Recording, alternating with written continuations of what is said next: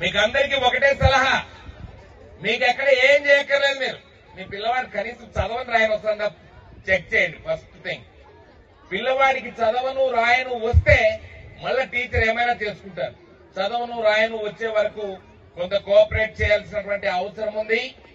కేవలం టీచర్ మీరు అంటుంటారు, చాలా మంది అనుకుంటుంటారు, నేను ఆ ఎస్బీఎస్ స్కూల్లో చేర్చాను, లేదు నేను ఆ మాధవి మేడం స్కూల్ చాలా పెద్ద స్ట్రెంత్ ఉంది, చాలా గొప్ప స్కూల్లో చేర్చేశాను, లేకపోతే నేను ఇంకో స్కూల్లో చేర్చాను అని అనేటటువంటి డబ్బా కొట్టుకోవడానికి పనికొస్తాయి మా బ్రాండ్లు అన్ని కూడా.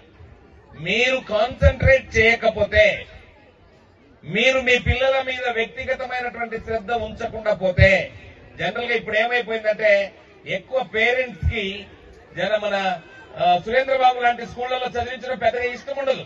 ఏంటంటే వాళ్ళకు బ్రాండ్ లేదు సురేంద్రబాబు వెనకాల.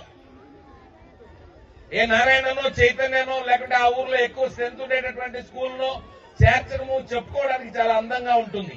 ఆ స్కూల్ బాగలేవు కానీ కాదు నా ఉద్దేశం. నీ పార్టిసిపేషన్ ఉన్నంతసేపే, నువ్వు అంతో ఇంతో నీ బిడ్డ వైపు చూసినంతసేపే నీ బిడ్డ అభివృద్ధి జరుగుతుంది. లేకుండా పోతే చాలా ఇబ్బందికరమైనటువంటి, చాలా తక్కువ మంది విద్యార్థులు మాత్రమే సొంత శ్రద్ధతో మంచి పొజిషన్కి వస్తారు. ఇక